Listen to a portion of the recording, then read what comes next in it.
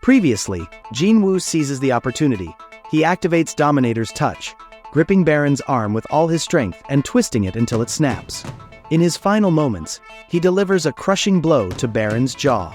The impact generates a powerful shockwave that sends the Demon King's head flying from his body. A system notification pops up. You defeated Demon King Baron. You obtained Baron's soul. Suddenly Jinwoo collapsed on the ground. Essel rushed over, worried about his condition, but Jinwoo just smiled and said, "Essel, tell your father the Radairu clan has claimed first place."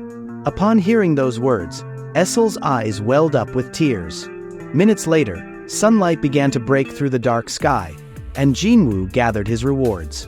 First, he obtained the Demon Monarch's Ring, a powerful artifact that boosted his intelligence and sense by a whopping 20 points. This ring was the final piece to unlock the Demon Monarch's full potential. Next, he received the Demon King's long sword, a blade radiating deadly lightning energy. Each swing unleashed a powerful lightning magic attack, and to top it off, he found the Demon King's dagger, increasing his attack power by a massive 220 points. But the most coveted item was the purified blood of the Demon King, a rare magical ingredient needed to create the holy water of life, a potion capable of miraculous healing. Without delay, Jinwoo began crafting the potion. A system notification appeared, warning him that the success rate and quantity of potions depended on his intelligence stat. A cold sweat broke out as he realized he should have focused on boosting his intelligence earlier. But when the countdown ended, the system announced his success. He had crafted 6 bottles of holy water of life. Thrilled with the result, he hoped this potion would cure his mother. He couldn't wait to return to the hospital. Soon, Iron came dragging Wyvern's corpse to present to his master. Jinwoo smiled proudly and praised Iron, noting how much smarter he had become.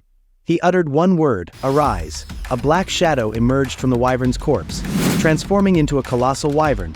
A system notification appeared. Shadow successfully extracted. Please choose a name for your soldier. Jinwoo named it Kaizil, and Kaizil roared in celebration of its rebirth. Essel suggested they ride the wyvern back to the clan, but Jinwoo had other plans. He wanted to reach the hospital as soon as possible. Suddenly, a quest completion notification popped up. Jinwoo was rewarded with a significant stat boost, a prestigious title, and the ultimate runestone, Shadow Exchange. Jinwoo activated the runestone, instantly learning the Shadow Exchange skill, which allowed him to swap places with any chosen shadow, and with this skill he thought he could reach the hospital as soon as possible. But before leaving, he apologizes to Essel for not being able to accompany her to her clan. Slowly, dark shadows began to envelop Jinwoo's body as he activated Shadow Exchange. In an instant, Jinwoo vanished, replaced by one of his shadow warriors, leaving Essel confused and sighing. Meanwhile, Jinwoo reappeared near his home, having swapped places with one of his shadow. He summoned Kaizil and quickly flew to the hospital. At the Korean Hunter Association office, Jinchul and Mr. Go were discussing the upcoming raid on Jeju Island. Mr. Go expressed concern that the ants might return to their nest sooner than expected, but Jinchul reassured him that Go-To Ruji's jamming signal would disrupt the ants' communication. In the middle of their conversation, Mr. Go suddenly felt a massive surge of magical energy, shocking him to his core. In another place, Yunho also sensed the sudden surge of incredible energy ripples through the air. Someone mentioned that the power might be coming from Hunter Choi and Hunter Cha, who were arguing over their shares in the guild. The comment came from Min Byung-yu, an S-rank healer. After that brief interruption, the two resumed their discussion about the upcoming raid on Jeju Island. Unbeknownst to them, the mysterious energy they sensed was actually coming from Jinwoo and Kaisel, who were soaring high above the sparkling night skyline of the city. Meanwhile, Jinwoo had reached the hospital and quietly slipped into his mother's room through the window. He stared at his mom, momentarily doubting the effectiveness of the holy water of life. But this elixir was the only hope to cure his mom from eternal slumber. Gently, Jinwoo poured the potion into his mother's mouth as she remained unconscious. Slowly, his mother's face began to regain color, though she still hadn't opened her eyes. Jinwoo was stunned to see that she no longer looked pale. In his mind, he kept repeating, "Mom, you're the reason I want to become stronger. So please open your eyes. Let me carry the burden you've held onto for so long." And then a miracle happened. His mother slowly opened her eyes and greeted Jinwoo, who was sitting beside her. Jinwoo was so shocked that his hands trembled. His mother took his hand and thanked him for keeping his promise. She knew that ever since she had fallen ill, Jinwoo must have lived a hard life. Hearing her words, Jinwoo couldn't hold back his emotions, and tears began to fall. In the morning, Jinna rushed to the hospital after hearing the news about her mom. The quiet room was suddenly filled with warmth as Jinna wept with emotion upon seeing her mother awaken. She trembled as she hugged her mother tightly. Jinwoo stood in awe as he witnessed this precious moment. All his efforts had finally paid off. This was the greatest gift he could ever receive. But a pang of unease settled in. Since becoming a hunter, he had distanced himself from those he loved, and now loneliness began to creep into his heart. Taking a break in the park, Jinwoo glanced at his phone, flooded with missed calls. A news report about a dragon flying over Korea caught his eye, and he quickly realized it had to be him and Kai-sel. Just then, a call came in from Mr. Go, who sounded anxious. Mr. Go offered to come see him right away, but Jinwoo declined and saying he'd head to the association office soon. After Jinwoo arrived at the Hunter Association office, Mr. Go immediately informed him that in 4 days, the association's hunters would be launching a raid on Jeju Island to wipe out the ant monsters. They needed his help for the operation and asked if he was willing to join. Jinwoo hesitated, even though he would normally accept right away, especially given that the island was crawling with high-level monsters. His thoughts drifted to his family, and he didn't want to make them worry. Before Jinwoo could respond, he suddenly sensed a powerful magical energy around him. Noticing Jinwoo's reaction, Mr. Go laughed and praised him, saying that Jinwoo's senses were indeed sharp, able to detect energy from a distance. Mr. Go then explained that the energy came from the Korean and Japanese Rank S hunters, who were doing practice matches in the gym as preparation for the Jeju Island raid. He added that Goto Ruji, Japan's top Rank S hunter, was also there. Hearing Goto Ruji's name only heightened Jinwoo's curiosity. In the Korean Hunter Association's gym, Baek Yunho was locked in an intense match against Ma Dong-wook, the guild master of Fame Guild, one of Korea's top 5 guilds. Their clash was so fierce that its impact could be felt throughout the arena. When Jinwoo and Mr. Go arrived, Mr. Go explained that the magical energy Jinwoo had sensed earlier was coming from their battle. Jinwoo noticed that Baek Yunho seemed to be at a disadvantage. Watching nearby, Choi Jong-in commented that if Baek Yunho were fighting seriously, Ma Dong-wook wouldn't stand a chance. In his view, Yunho often struggled to control his strength around others, sometimes even losing track of friend from foe. Soon after, 10 Rank S hunters from Japan entered the gym. Ippei Izawa, Mari Ishida, Ken Tanaka, Minoru Hoshino, Atsushi Kumamoto, Kanoe Tawada, Tatsumi Fujishima, Kei, Akari Shimizu, and their leader, Goto Ruji. Jinwoo observed their arrival from a distance, focusing on Ruji, rumored to be Japan's top Rank S hunter. Meanwhile, Akari curiously, she asked who the man standing in the distance was. Hanekawa explained that it was Sung Jinwoo, the newly promoted Rank S hunter. Ruji, also observing Jinwoo, sensed something extraordinary hidden within him. Despite Jinwoo concealing his strength, his powerful magical aura was unmistakable to Ruji, who considered him an exceptional assassin-type hunter. However, Hanekawa clarified that Jinwoo was officially classified as a mage-type hunter, surprising Ruji. It wasn't only the Japanese hunters who were intrigued by Jinwoo. The Korean hunters also took notice. Lim Taegyu recognized him as the hunter who had disrupted Lee Min-sung's debut and realized it was his first time seeing Jinwoo in person. Hunter Cha sensed the shift in atmosphere as soon as she noticed Jinwoo's presence. Kei, with a keen sense of smell like Hunter Cha, found the surrounding hunters' scent nauseating. Meanwhile, Baek Yunho and Ma Dong-wook continued their sparring session. Hanekawa, watching the duel, felt that South Korea's top hunters were no match for Japan's. However, Ruji saw value in a few Korean hunters, particularly Hunter Cha and Mr. Go, whom he considered on par with Japan's best. Hanekawa's dismissive comment caught the attention of Park Jong-soo, the guild master of the Knights Guild, one of South Korea's most influential guilds with the highest number of Rank A hunters. Jong-soo called her out, remarking that her statement was inappropriate since, as just a translator, Hanekawa couldn't fully understand the situation. Feeling insulted, Hanekawa calmly challenged Jongsu to prove his skills in a duel.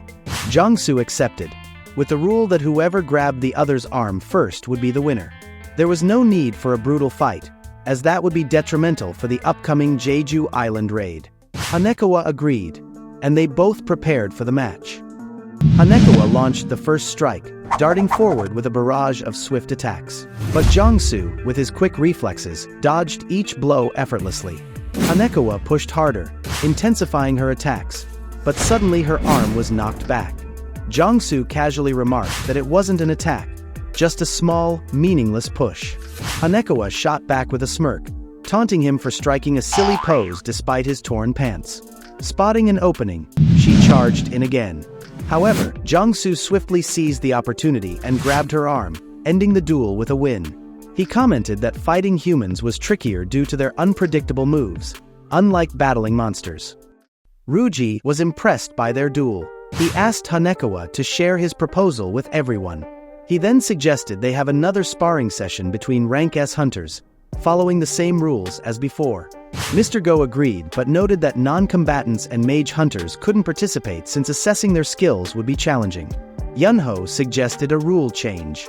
He proposed that anyone who could touch their opponent's back or knock them out would be declared the winner, and also suggested making it a team match. Hanekawa relayed this to Ryuji, who immediately grasped the advantage of knocking opponents out and realized the rule would favor assassin-type hunters. He agreed to the new setup. With everything settled, they prepared to start the practice match.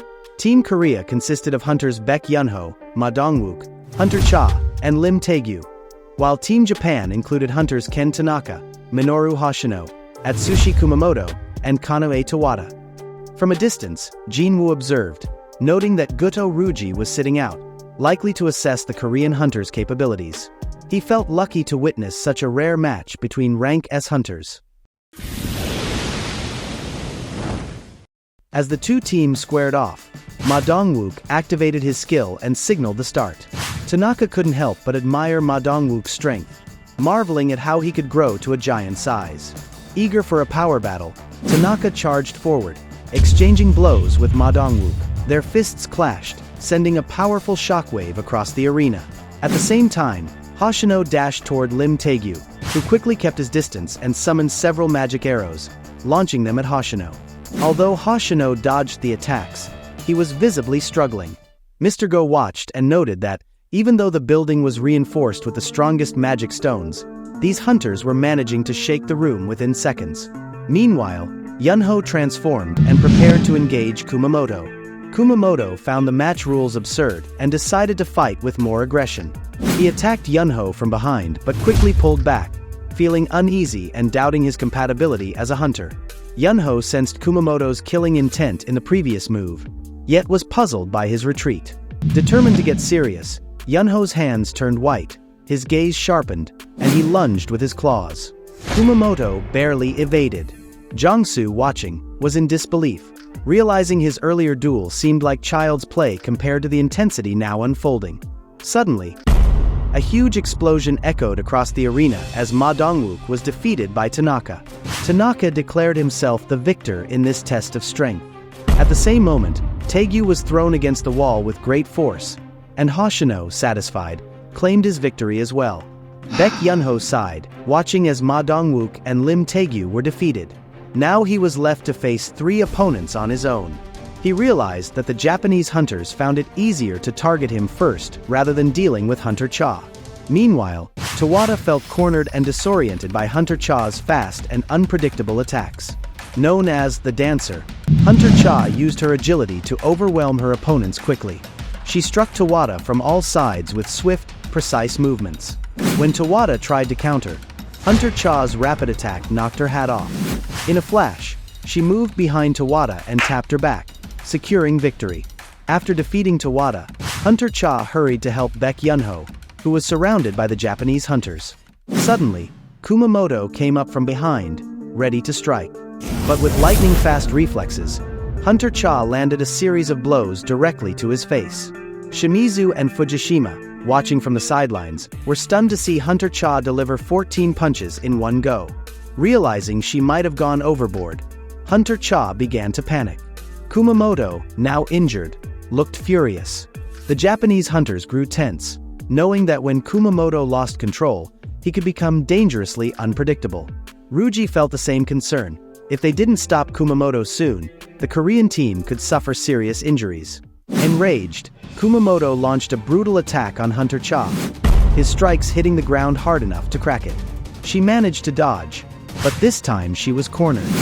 Kumamoto threw a powerful final blow, shaking the entire area. However, Jinwoo suddenly stepped in to protect Hunter Cha, blocking Kumamoto's powerful kicks with ease. This infuriated Kumamoto, who tried to attack again, but Jinwoo swiftly locked him down and slammed him to the ground. Ryuji was surprised to see Jinwoo's movements. This didn't seem like the skill of a mage-type hunter. He felt like he had to find out more. Meanwhile, the training match concluded, with the Japanese team emerging victorious. In his mind, Yunho felt disappointed because the difference in skill between them was so great, even though he had given his all. Soon after, Hanekawa approached Jinwoo to deliver a message from Ryuji. Ryuji stepped forward and challenged Jinwoo to a one-on-one match. From Ryuji's aura, Jinwoo sensed he wanted to test his abilities. That concludes this episode. Thank you for watching. Peace.